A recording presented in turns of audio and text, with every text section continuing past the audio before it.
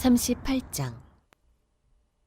그 무렵에 유다는 형제들에게서 떨어져 나가 히라라고 하는 아둘람 사람이 사는 곳으로 가서 그와 함께 살았다. 유다는 거기에서 가나안 사람 수아라고 하는 사람의 딸을 만나서 결혼하고 아내와 동침하였다. 그가 임신하여 아들을 낳으니 유다가 그 아들 이름을 엘이라고 하였다. 그가 또 임신하여 아들을 낳았다. 이번에는 아이의 어머니가 그 아들 이름을 오난이라고 하였다.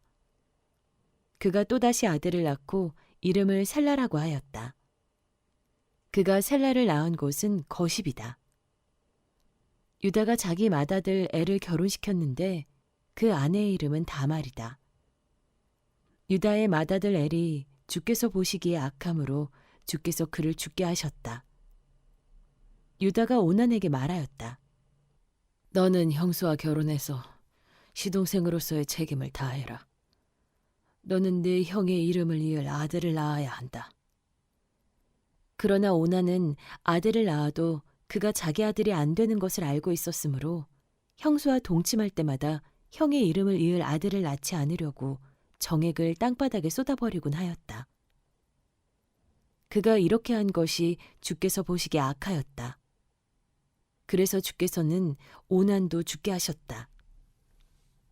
유다는 자기의 며느리 다말에게 말하였다. 나의 아들 셀라가 다 클 때까지 너는 내 친정 아버지 집으로 돌아가서 과부로 살고 있거라. 유다는 셀라를 다말에게 주었다가는 셀라도 저의 형들처럼 죽을지 모른다고 생각하였다. 그 뒤에 오랜 세월이 지나서 수아의 딸 유다의 아내가 죽었다. 고글하는 기간이 끝났을 때 유다는 친구 아둘람 사람 히라와 함께 자기 양들의 털을 깎으러 딥나로 올라갔다. 다말은 너의 시아버지가 양털을 깎으러 딥나로 올라간다 하는 말을 전해 듣고서 과부의 옷을 벗고 너울을 써서 얼굴을 가리고 딥나로 가는 길에 있는 에나임 어귀에 앉았다. 그것은 막내 아들 셀라가 이미 다 컸는데도 유다가 자기와 셀라를 짝지어주지 않았기 때문이다. 길을 가던 유다가 그를 보았지만 얼굴을 가리고 있었으므로 유다는 그가 창녀인 줄 알았다. 그래서 유다는 그가 자기 며느리인 줄도 모르고 길가에 서 있는 그에게로 가서 말하였다. 너에게 잠시 들렀다 가마. 자, 들어가자. 그때 그가 물었다. 저에게 들어오시는 값으로 저에게 무엇을 주시겠습니까? 유다가 말하였다. 나의 가축대에서 새끼 염소 한 마리를 보내마. 그가 물었다. 그것을 보내실 때까지 어떤 물건이든지 담보물을 주시겠습니까? 유다가 물었다. 내가 너에게 어떤 담보물을 주랴? 그가 대답하였다.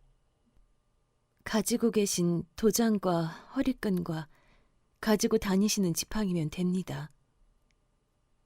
그래서 유다는 그것들을 그에게 맡기고서 그에게 들어갔는데 다말이 유다의 아이를 임신하게 되었다. 다말은 집으로 돌아와서 너울을 벗고 도로 과부의 옷을 입었다. 한편 유다는 자기 친구 아둘람 사람 편에 새끼 염소 한 마리를 보내고 그 여인에게서 담보물을 찾아오게 하였으나 그 친구가 그 여인을 찾지 못하였다. 그 친구는 거기에 사는 사람들에게 에나임으로 가는 길가에 서 있던 창녀가 어디에 있느냐고 물었다. 그러나 그들의 말이 거기에는 창녀는 없다고 하였다. 그는 유다에게 돌아가서 말하였다. 가질 테면 가지라지. 잘못하다가는 창피만 당하겠네. 어찌하였든지 나는 새끼 염소 한 마리를 보냈는데 다만 자네가 그 여인을 찾지 못한 것뿐일세. 석 달쯤 지난 다음에 유다는 자기의 며느리 다말이 창녀짓을 하여 임신까지 했다는 소문을 들었다. 유다가 명하였다. 그를 끌어내어 화형에 처하여라.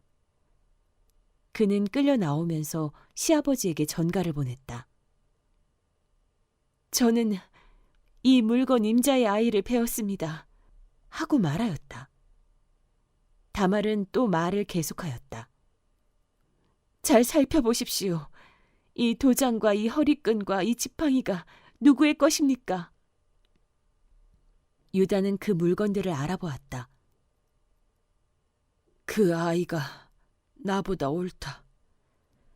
나의 아들 셀라를 그 아이와 결혼시켰어야 했는데 하고 말하였다.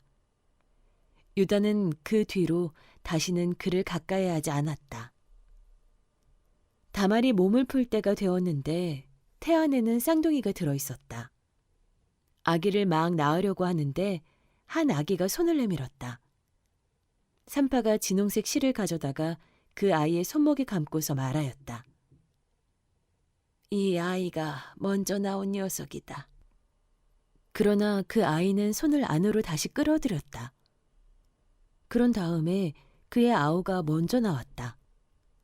산파가 어찌하여 네가 터뜨리고 나오느냐 하고 말하였다. 그래서 이 아이 이름을 베레스라고 하고 그의 형, 곧 진홍색 실로 손목이 묶인 아이가 뒤에 나오니 아이 이름을 세라라고 하였다. 39장. 요셉이 이집트로 끌려갔다. 요셉을 이집트로 끌고 내려간 이스마엘 사람들은 바로의 신하인 경호대장 이집트 사람 보디발에게 요셉을 팔았다. 주께서 요셉과 함께 계셔서 앞길이 잘 열리도록 그를 돌보셨다. 요셉은 그 주인 이집트 사람의 집에서 살게 되었다. 그 주인은 주께서 요셉과 함께 계시며 요셉이 하는 일마다 잘 되도록 주께서 돌보신다는 것을 알았다. 주인은 요셉이 눈에 들어서 그를 신복으로 삼고 집안일과 재산을 모두 요셉에게 맡겨 관리하게 하였다. 그가 요셉에게 자기의 집안일과 그 모든 재산을 맡겨서 관리하게 한 그때부터 주께서 요셉을 보시고 그 이집트 사람의 집에 복을 내리셨다. 주께서 내리시는 복이 주인의 집안에 있는 것이든지 밭에 있는 것이든지 그 주인이 가진 모든 것에 미쳤다. 그래서 그 주인은 자기가 가진 모든 것을 요셉에게 맡겨서 관리하게 하고 자기의 먹을 거리를 빼고는 아무것도 간섭하지 않았다. 요셉은 용모가 준수하고 잘생긴 미남이었다. 일이 이렇게 된 지 얼마 지나지 않아 주인의 아내가 요셉에게 눈짓을 하며 나하고 침실로 가요 하고 깨웠다. 그러나 요셉은 거절하면서 주인의 아내에게 말하였다. 주인께서는 모든 것을 나에게 맡겨 관리하게 하시고는 집안일에는 아무 간섭도 하지 않으십니다. 주인께서는 가지신 모든 것을 나에게 맡기셨으므로 이 집안에서는 나의 위에는 아무도 없습니다. 나의 주인께서 나의 마음대로 하지 못하게 한 것은 한 가지뿐입니다. 그것은 마님입니다. 마님은 주인 어른의 부인이시기 때문입니다. 그런데 내가 어찌 이런 나쁜 일을 저질러서 하느님을 거역하는 죄를 지을 수 있겠습니까? 요셉이 이렇게 말하였는데도 주인의 아내는 날마다 끈질기게 요셉에게 요구해왔다. 요셉은 그 여인과 함께 침실로 가지도 않았을 뿐만 아니라 아예 그 여인과 함께 있지도 않았다. 하루는 요셉이 할 일이 있어서 집 안으로 들어갔는데 그 집 종들이 집 안에 하나도 없었다. 여인이 요셉의 옷을 붙잡고 나하고 침실로 가요 하고 졸랐다. 그러나 요셉은 붙잡힌 자기의 옷을 그의 손에 버려둔 채 뿌리치고 집 바깥으로 뛰어나갔다. 여인은 요셉이 그 옷을 자기의 손에 버려둔 채 집 바깥으로 뛰어나가는 것을 보고 집에서 일하는 종들을 불러다가 말하였다. 이것 좀 보아라. 주인이 우리를 웃음거리로 만들려고 이 히브리 녀석을 데려다 놓았구나. 그가 나를 욕보이려고 달려들기에 내가 고함을 질렀더니 그는 내가 고함 지르는 소리를 듣고 제 옷을 여기에 내버리고 바깥으로 뛰어나갔다. 이렇게 말하고 그 여인은 그 옷을 곁에 놓고 주인이 집으로 돌아오기를 기다렸다. 주인이 돌아오자 그에게 이렇게 일러바쳤다. 당신이 데려다 놓은 저 히브리 사람이 나를 농락하려고 나에게 달려들었어요. 내가 사람 살리라고 고함을 질렀더니 옷을 내 앞에 버려두고 바깥으로 뛰어나갔어요. 주인은 자기 아내에게서 당신의 종이 나에게 이 같은 행패를 부렸어요 하는 말을 듣고서 화가 치밀어 올랐다. 요셉의 주인은 요셉을 잡아서 감옥에 가두었다. 그곳은 왕의 죄수들을 가두는 곳이었다. 요셉이 감옥에 갇혔으나 주께서 그와 함께 계시면서 돌보아 주시고 그를 한결같이 사랑하셔서 간수장의 눈에 들게 하셨다. 간수장은 감옥 안에 있는 죄수를 모두 요셉에게 맡기고 감옥 안에서 일어나는 온갖 일을 요셉이 혼자 처리하게 하였다. 간수장은 요셉에게 모든 일을 맡기고 아무것도 간섭하지 않았다. 그렇게 된 것은 주께서 요셉과 함께 계시기 때문이며 주께서 요셉을 돌보셔서 그가 하는 일은 무엇이나 다 잘되게 해주셨기 때문이다. 40장. 이런 일들이 있은 지 얼마 뒤에 이집트 왕에게 술잔을 올리는 시종장과 빵을 구워 올리는 시종장이 그들의 상전인 이집트 왕에게 잘못을 저지른 일이 있었다. 바로가 그 두 시종장, 곧 술잔을 올리는 시종장과 빵을 구워 올리는 시종장에게 노하여서 그들을 경호대장의 집안에 있는 감옥에 가두었는데 그곳은 요셉이 갇힌 감옥이었다. 경호대장이 요셉을 시켜서 그 시종장들의 시중을 들게 하였으므로 요셉이 그들을 받들었다. 그들이 갇힌 지 얼마 뒤에 감옥에 갇힌 두 사람, 곧 이집트 왕에게 술잔을 올리는 시종장과 빵을 구워 올리는 시종장이 같은 날 밤에 꿈을 꾸었는데 꿈의 내용이 저마다 달랐다. 다음 날 아침에 요셉이 그들에게 갔는데 요셉은 그들에게 근심스런 빛이 있음을 보았다.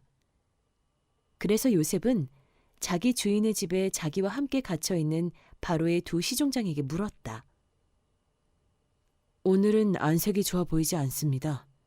왜 그러십니까? 그들이 그에게 대답하였다. 우리가 꿈을 꾸었는데 해몽할 사람이 없어서 그러네. 요셉이 그들에게 말하였다. 해몽은 하나님이 하시는 것이 아닙니까? 나에게 말씀하여 보시기 바랍니다. 술잔을 올리는 시종장이 자기가 꾼 꿈 이야기를 요셉에게 하였다. 내가 꿈에 보니 나의 앞에 포도나무가 있고 그 나무에는 가지가 셋이 있는데 거기에서 싹이 나더니 곧 꽃이 피고 포도송이가 익었다. 바로의 잔이 나의 손에 들려있기에 내가 포도를 따다가 바로의 잔에 그 즙을 짜서 그 잔을 바로의 손에 올렸지. 요셉이 그에게 말하였다. 해몽은 이러합니다. 가지 셋은 사흘을 말합니다. 앞으로 사흘이 되면 바로께서 시종장을 불러내서 직책을 되돌려 주실 것입니다. 시종장께서는 전날 술잔을 받들어 올린 것처럼 바로의 손에 술잔을 올리게 될 것입니다. 시종장께서 잘 되시는 날에 저를 기억하여 주시고 저를 따로 생각해 주시기 바랍니다. 그리고 바로에게 나의 사정을 말씀드려서 나도 이 감옥에서 풀려나게 해주시기 바랍니다. 나는 히브리 사람이 사는 땅에서 강제로 끌려온 사람입니다. 그리고 여기에서도 내가 이런 구덩이 감옥에 들어올 만한 일은 하지 않았습니다. 빵을 구워 올리는 시종장도 그 해몽을 듣고 보니 좋아서 요셉에게 말하였다. 나도 한 꿈을 꾸었는데 나는 빵이 담긴 바구니 3개를 머리에 이고 있었어. 제일 위에 있는 바구니에는 바로에게 드릴 온갖 구운 빵이 있었는데 새들이 내가 이고 있는 바구니 안에서 그것들을 먹었어. 요셉이 말하였다. 해몽은 이러합니다. 바구니 셋은 사흘을 말합니다. 앞으로 사흘이 되면 바로께서 시종장을 불러내서 목을 베고 나무에 매다실 터인데 새들이 시종장의 주검을 쪼아먹을 것입니다. 그러한 지 사흘째 되는 날, 그날은 바로의 생일인데 왕은 신하들을 다 불러 모으고 잔치를 베풀었다. 술잔을 올리는 시종장과 빵을 구워 올리는 시종장이 신하들이 모인 자리에 불려나갔다. 바로에게 술을 따라 올리는 시종장은 직책이 회복되어서 잔에 술을 따라서 바로의 손에 올리게 되고, 빵을 구워 바치는 시종장은 매달려서 처형되니 요셉이 그들에게 해몽하여 준 대로 되었다. 그러나 술잔을 올리는 시종장은 요셉을 기억하지 못하였다. 그는 요셉을 잊고 있었다.